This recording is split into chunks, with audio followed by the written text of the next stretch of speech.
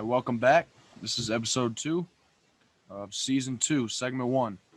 Welcome back to another episode here of season 2 at the Art of Football 365. Now, I have a couple things I want to say to our fans. Gronk spiked that subscribe button for us. Hit the like button as many times as Patty Mahomes has thrown a touchdown this season, which is a lot. So hit that as many times as you can. And then also, leave a comment, just like Troy Aikman does every time Joe Buck doesn't make any sense. So let's dive That's right a into lot of times too. it. Is a lot of times. So leave those comments. Give us some feedback, and I think you guys will like what we have in store for this week. So in this episode, we want to pretty much discuss on the type of offense that I personally want to run, and it's kind of an offense that I've grown up being around. I actually played within it, and that is the spread offense. Back a couple episodes ago in season 1, we talked a little bit about the nickel program. And that was my program and my idea of developing a fast-paced offense, which is what you need within the spread. So my reasoning behind developing that fast-paced offense using the characteristics that we talked about in season 1 was to get to this idea, which is our first time actually kind of diving into some schematic stuff. Uh, Basically, we've been talking a lot about characteristic stuff, and now I want to talk a little bit about scheme. So the spread offense is pretty much an offensive scheme in football that places the quarterback in a shotgun formation, and it spreads out the defense horizontally, which is pretty much using 3, 4, and even 5 receiver sets, and it's used at every level of the game, including the NFL, college, and high school programs all across the nation. And I just happen to be a part of one of those programs that utilize the spread offense because we were able to. Not every team focuses on the spread offense quite a bit, but it is definitely an offense that will catch the defense off balance. And there is many implementations of the spread offense that feature wide splits between the offensive linemen, which allows for easier passing blocks and also bigger running alleys for running backs. Uh, the offensive linemen have a different type of role in this offense, whereas it's more laxed when you're not in the spread. If you're in like a wing T or under center, then it's more or less a little different than what it is in the spread. And obviously, I don't want to get into O lineman take stuff yet because I haven't really studied O line stuff. I've been focusing on just the basics so far. So the spread offense can pretty much emphasize the pass or the run. Uh, it forces the defense to cover the entire field, sideline to sideline, and that's what I like about the game of football with this offense is I want my defense or I want a defense that's going up against us to be forced to cover the entire field, literally sideline to sideline. Receivers running all different type of route combinations. I'll actually kind of speak on one of like my favorite route combinations are crossing routes. I'm a big fan of setting picks, which are which you can get called for a penalty more often than not for that. But I like drag routes across the sideline, and then having another guy come on a drag route and maybe running an out route to set that pick. Uh, and you can do all that within the spread. That spread offense allows you to spread out your receivers. You can also go empty out of the spread, which is taking your running back out of the backfield and putting him in a slot receiver position. And just you could use him as a decoy. You can use him as uh, a slot receiver. Technically, I mean, if he's able to run routes and catch passes, then it can work to your advantage too. I mean, you see that in the NFL with guys like I mean, sometimes you'll see Aaron Jones go wide with the Packers, and I know Gannon will get into that a little bit later with watching the Packers play and how they've utilized the spread offense and used it to Rodgers' advantage. But putting a running back in the slot is it happens from time to time. I know it happened in my high school every once in a while, but it like imagine going out there, you're a defense, and you see, say you got a twin set, and you got two receivers on each side, which you got a slot receiver, and then you got an end that's split out. So, and then say the running back gets motioned out, so then it's trips on one side, twins on the other. Imagine a defense looking at that. Like you got to know defensive tactics to be able to stop that because you are looking at the whole field, literally the entire field. It puts pressures on both sides of the defense. It's literally The back end of the defense has to stay focused on if there's deep routes, they got to learn if they got to play over the top or if they got to play under. The linebackers got to be able to read if it's pass or run, because if they're in a spread set, I mean, more often than not, you think pass is coming, but you can easily run an inside zone out of that. It's a pass oriented offense, kind of what I want to get into. Like that's what I want to get into is the pass oriented type, just because. I mean, I like run and gun. I think if a team can't stop your running game, I think it's important to keep pounding the rock. Shout out Whitewater for pound the rock.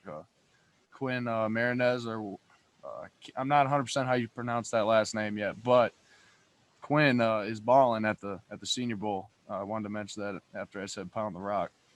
But offensively, I'm a big fan of slinging the ball around. I happen to have a quarterback in high school who could sling the rock, and I'm talking any receiver, if they were open, he knew where they were at, and he knew where to throw the ball. He wasn't aiming for a target, he was aiming for a spot, and I feel like that's important for a quarterback. Uh, so I'm kind of like Gannon, talk about a little bit about his opinion on the spread offense, and we'll get into some offensive tactics with it.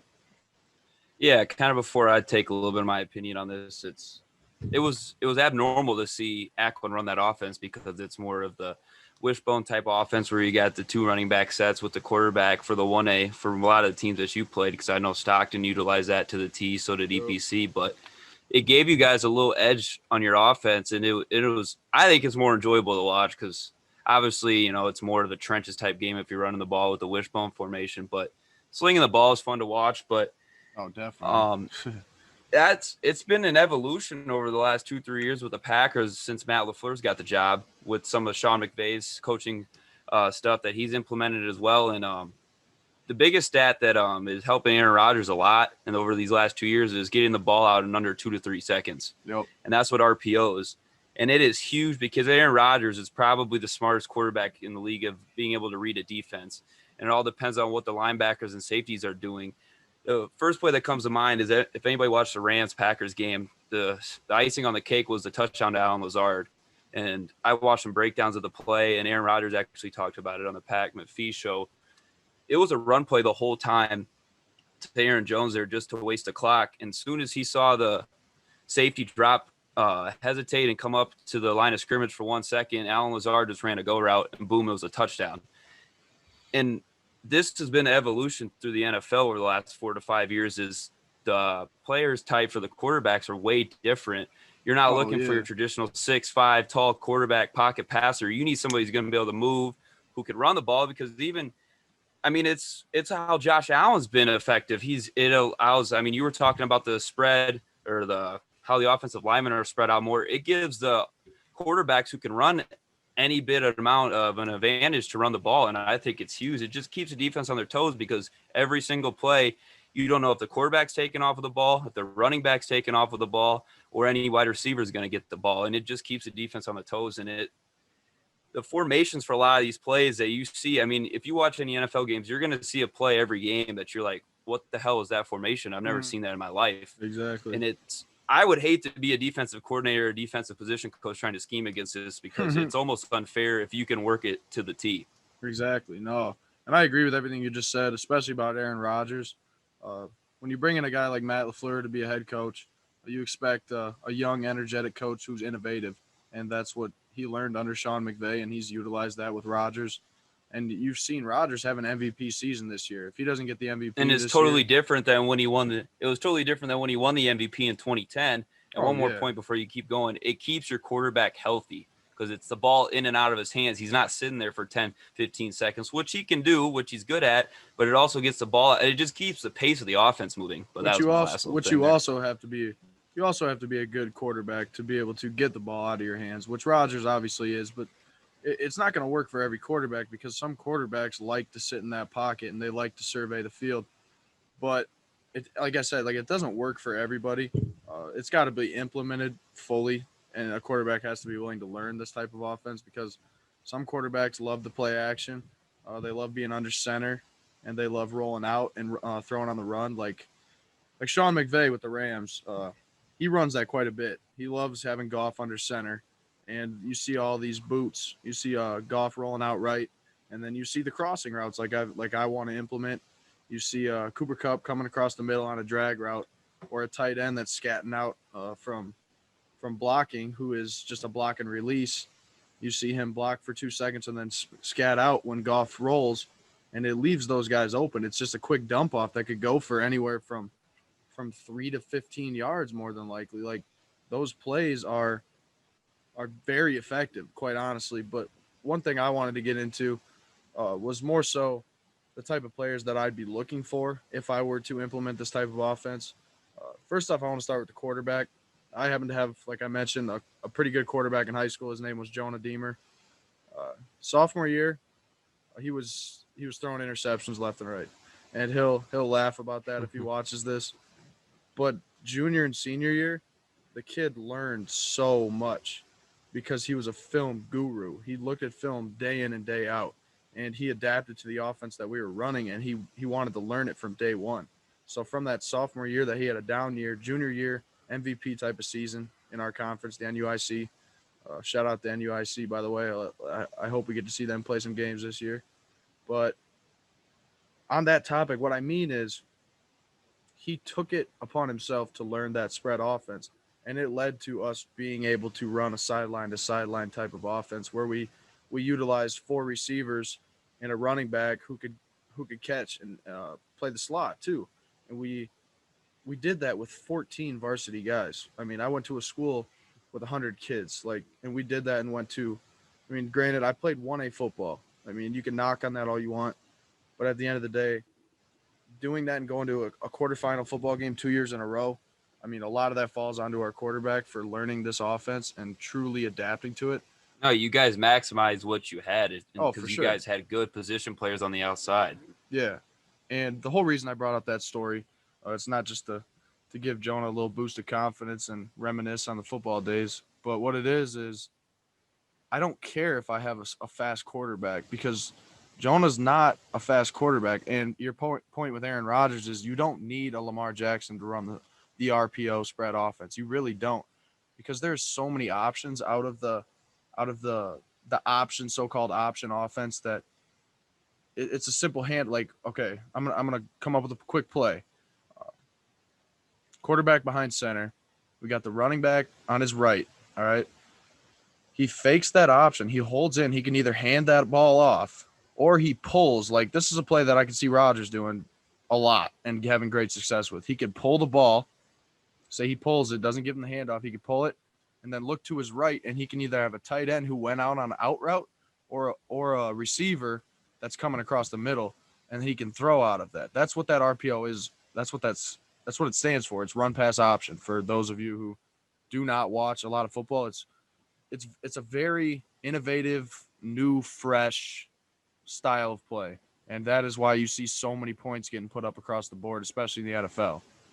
And to run that type of offense in high school, if you have a quarterback who can truly read a defense, that's what you need. I don't need speed. You don't need strength. You don't need throw power. Like, you need simple things like IQ. If they have an IQ, you can run everything within the first 10 to 15 yards off the line of scrimmage with this offense. Simple.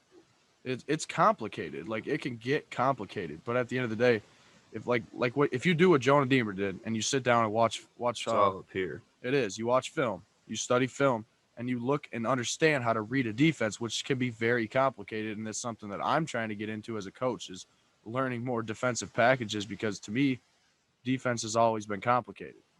But when it comes to the offensive side of the ball, like, I just love offense because you can manipulate people. You literally have the full option of manipulation while you're on offense, because you can literally tear a defense apart and make them look like clowns. And my next point is, before I let Gannon kind of get into this, because I've been talking a lot, just because this is a passion of mine and I really enjoy this type of offense. For wide receivers, I was a slot receiver growing up. I was a pretty relatively tall for 1A, and in the slot, typically you see shorter guys in the slot. But I mean, if we're talking in a sense of the NFL or college, then I'm relatively short. But being a 6 foot, 6'1" on a good day in the slot, that's what I was growing up in high school, like 180, 185 pounds. But to me, what I took advantage of playing the receiver position is I didn't want to make plays necessary. I wasn't about the touchdowns. I wasn't about the yards. What I wanted to do was be open to allow myself to have those opportunities. And so in my offense, what I want to implement is route runners. Like I want a straight group of receivers that do not care about how many yards they're going to get, do not care about touchdowns, do not care about yards, whatever it is. I want them to understand that if you're open, you're going to get the ball because your quarterback's going to survey the field. You could have a guy running a fade route who runs the crispest fade route ever, but he's not open. And then you could have a guy who runs a simple drag route because he's just taking a play off. It's one-dimensional. That's more one-dimensional right there. Yeah, for sure. But if a guy runs a drag route and he runs it full go compared to that fade ball, then you're going to hit the drop off instead of the touchdown, the bomb down the sideline. You're going to hit that little drag route.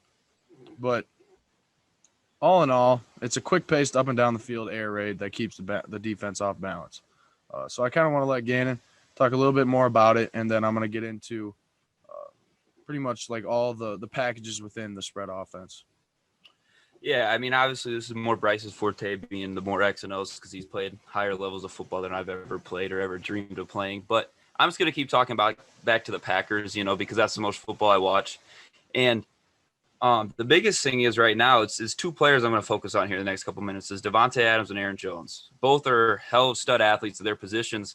But I honestly believe deep down that if Matt LaFleur did not get here, both of those guys would not be having the success right now with this offense, because Davante Adams is not your down the field deep threat like Tyreek Hill is, who can run a 4.3 40. Davante Adams makes a lot of his plays within the first 15 yards off the line of scrimmage, and that goes along with Aaron Rodgers getting the ball in and out of his hands within the first 2 seconds of the play, because all Davante Adams has to win is right at the line of scrimmage, which he's probably the best, if not the top 3 best, of getting off the line of scrimmage and running a route. And those are just on simple routes within the first down from the 1st to the 10-yard line. Same thing with Aaron Jones. Aaron Jones is set up to be probably a top 3 paid running back here in the free agency. It hurts to say that because he's going to leave them more Packers, likely boy. He will not be leaving he'll be leaving the Packers. But if he was not in this great of an offense and how it's ran, I don't think he'd be in the NFL right now, because he is not just a tackle. You're still going to have your prototype running backs with Derrick Henry that are going to still be successful. Same with some of the pocket passers with Big Ben and Phillip Rivers, even though he just retired. But this is creating a lot more opportunities. Hold up. Let's talk about that quick. You bring up a good point. Okay. I know we're talking about the spread offense, but let's talk about Phillip Rivers. Let's analyze that situation. Just off topic. Okay, one second. Well, let me finish this point real quick. All right. And then we can dig into that, because the same thing with Aaron Jones. He is not a tackle back that goes in between the tackles every time. He is the best when he's on the outside and getting a ball in his hands quick. A lot of these people are going to get paid, and it's the same way with the quarterbacks. The draft evaluations, there's a lot more people getting looks higher up in the draft just because of if you have a good coaching format and schematics going into this, it's going to help the players get paid, because Aaron Jones would not be getting paid if he was just a tackle back, because he went to UTEP, University of Texas, El Paso. I don't think that Davante Adams and Aaron Jones would be top 5 in their positions right now if it was not for the good RPO options, because it gets everybody involved quicker.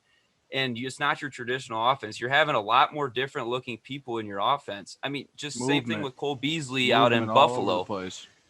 Cole Beasley was not, a Pro Bowler type wide receiver at the Cowboys. He was good, but he's gone to another level because it's a good offense with a good quarterback. And like we said, it's not easy. You got to have the right coaching staff and the right quarterback who's smart in between his ears to run the stuff. But if you can do it, you're going to score a lot of points, and you're not going to get beat very much.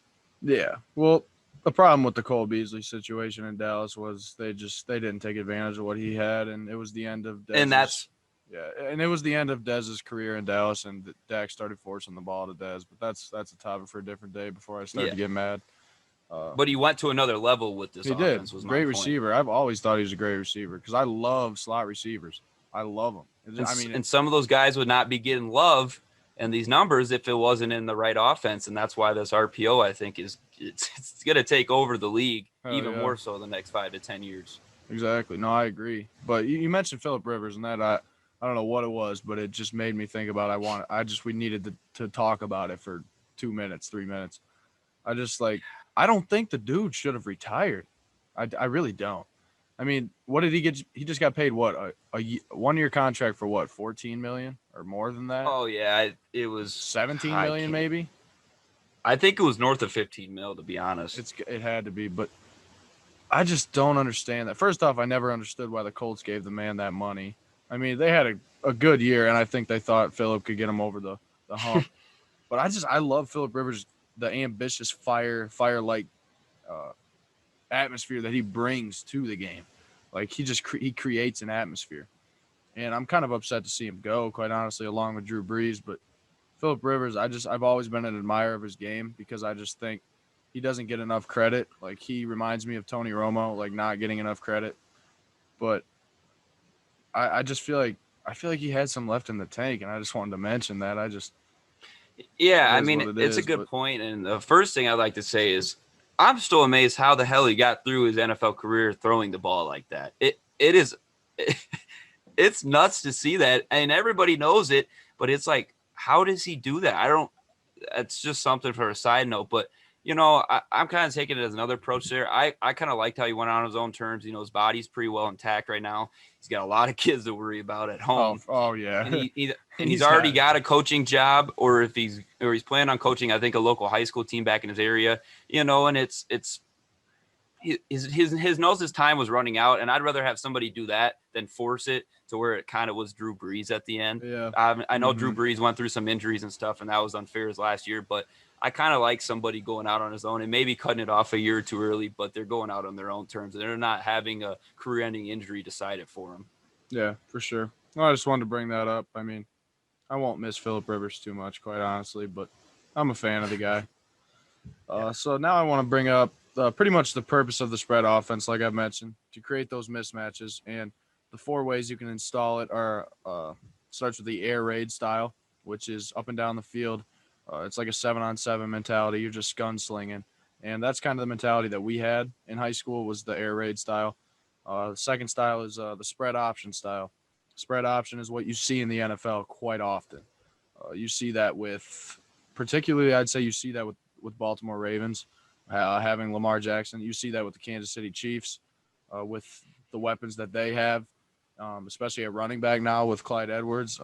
Hopefully, fingers crossed, he can stay healthy and play in that Super Bowl. I know he was able to play last week, but football game can make you banged up. So we'll see how good he's looking to going into that Super Bowl next week.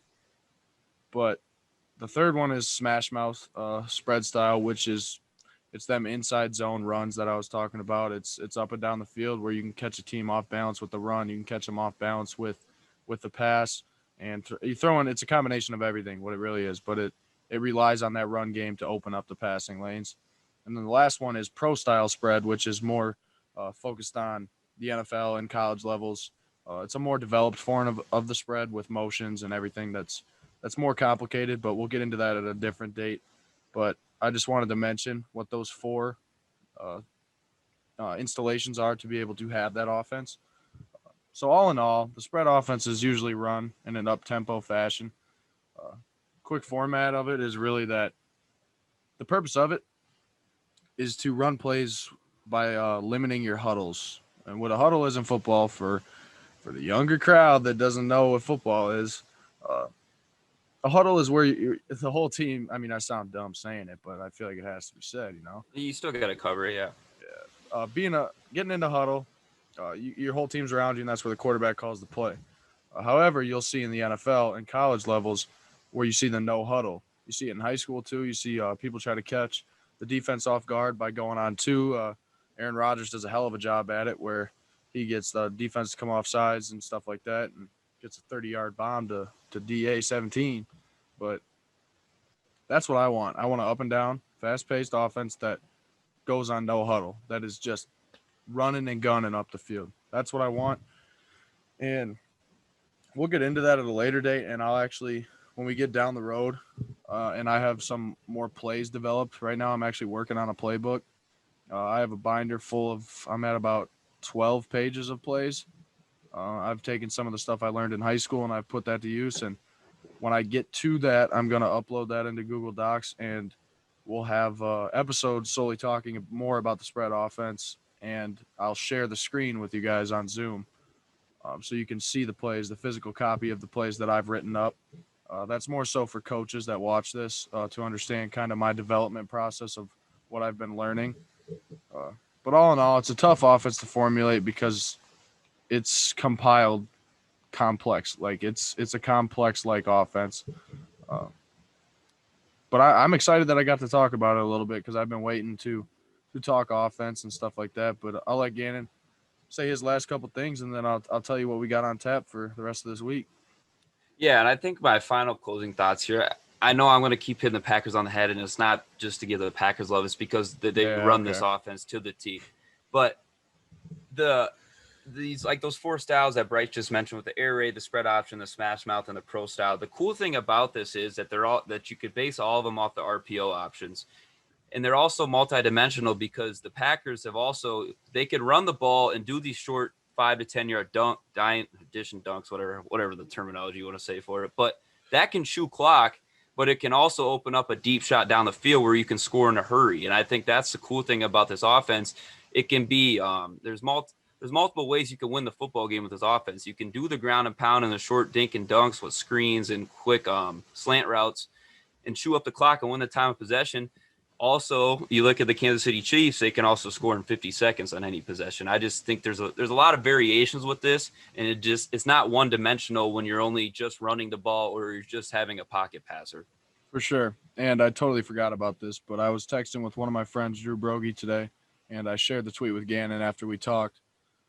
It's a tweet from Barstool Sports, and it said somebody recorded Nick Saban's Zoom recruiting pitch, and it's incredible. So I'm gonna play that quick, and then we'll wrap it up after. But I just want to talk about this, and uh, whoever listens to this podcast, I want them to hear what Nick Saban's got to say for recruiting because he's a goat, probably the best ever to do it at the college level coaching. So I'm gonna play this out loud, and we'll make sure we can hear it. Can you hear it that well?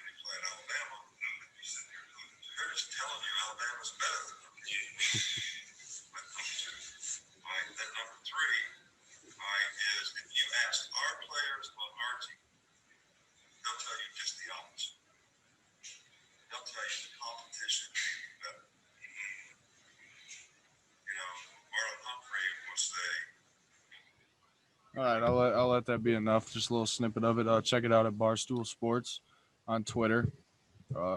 One thing that really stuck out to me on that was competition makes you better. Now that's obvious and it's pretty cliche, but at the end of the day, Saban knows what he's done. He knows his track record. He knows the teams that he's put out there, and he's won national championships for it.